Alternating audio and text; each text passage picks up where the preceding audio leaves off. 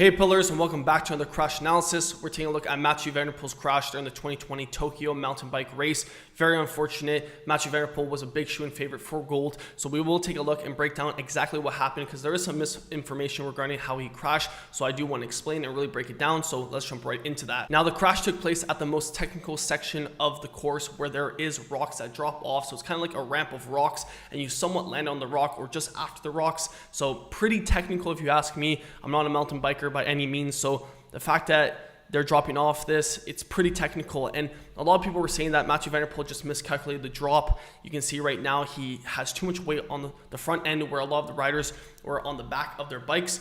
So everyone was thinking, oh, Mathieu van der Poel just messed up on the first lap, and that is not exactly what happened. So basically what happened once he actually was able to explain how he crashed, during practice, I have a video, they actually had a ramp set up where riders, just in case they didn't want to take it at full speed, because obviously you don't want to risk crashing during practice. So they had a ramp if you just want to kind of just take a little bit of speed with it and you don't want to full send it. So Mathieu van der Poel going into this first lap, he thought the ramp was still there. So he was expecting maybe that the back end of his tire would clip the ramp and he would just go down. But unfortunately, you know, they took out the ramp, which would to be expected. I don't know if they keep ramps during mountain bike races, especially with XC. I've had riders tell me in the past that they've made it a lot more technical in terms of, you know, features. So usually during XC it was just a lot more just, you know, long circuits with hills, but now they added rock gardens and drops with rocks and stuff. So, you know, Mathieu van der Poel just expected there to be a ramp, which there wasn't. So the way he crashed was not because,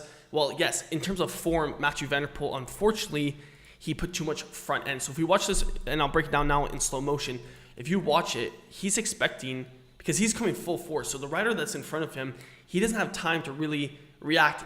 In his mind, he's thinking, there is a ramp. There is a ramp. In this section, there is a ramp. So when he takes it at full speed after that other rider took it, he is very front forward right now.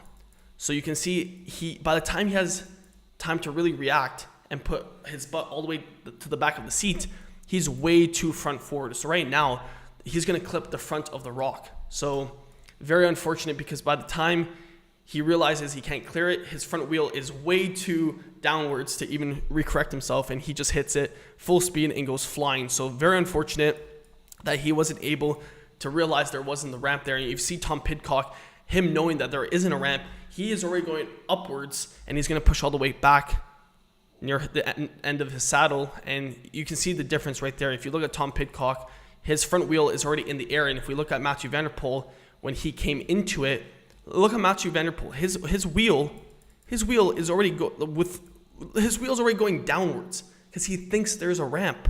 And if we look at Tom Pidcock, his is in the air. So it's not a real technical error in terms of skill. It's more course recon in the sense of he thought there was a ramp. So I just think it's a hard one. I think that's a big rookie mistake. I don't understand how at the Olympics you can't even ride one, you know, warm-up lap before the race starts just to see if anything has been taken away or added, or even the conditions of the day. Because I know for, you know, cyclocross, you can do a little recon. I'm very surprised that Mathieu van der Poel, he's an experienced pro, obviously with cyclocross and road and mountain bike. I don't understand how you mess up with not realizing that they took one of the features that you thought was a feature but wasn't. It was only there for practice. So if we take a look yet again at how they had the ramp in practice, he clears it perfectly fine. But if we still see it in slow motion, by the time he enters, right there, his front wheel, he didn't get that much air, but he came with enough speed, and I guess he did still lean back. If we watch that back, he did lean back, so he cleared it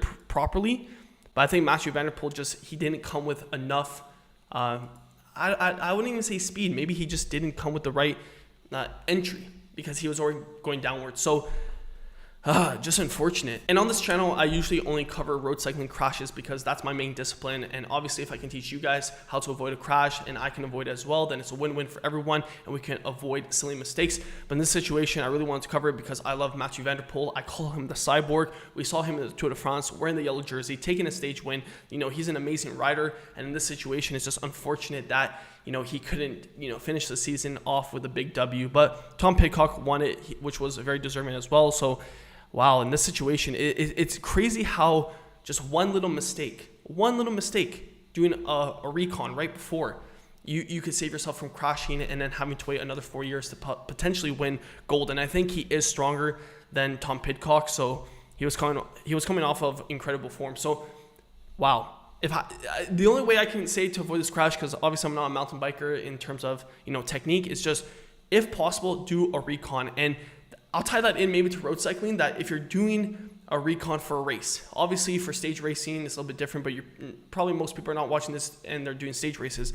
But if you're going to a weekend race, just do a little recon of the course, see the corners, see how technical they are, see the road conditions before the race, if it's rained, if is there oil on the road. Like, all those things can add up to avoid silly crashes, because you take the corner with too much speed, or you don't position yourself and you hit some gravel. Like, all those things can lead into a silly crash happening, and if you can avoid that, then that's obviously better. So that is my tip. Take it with a grain of salt.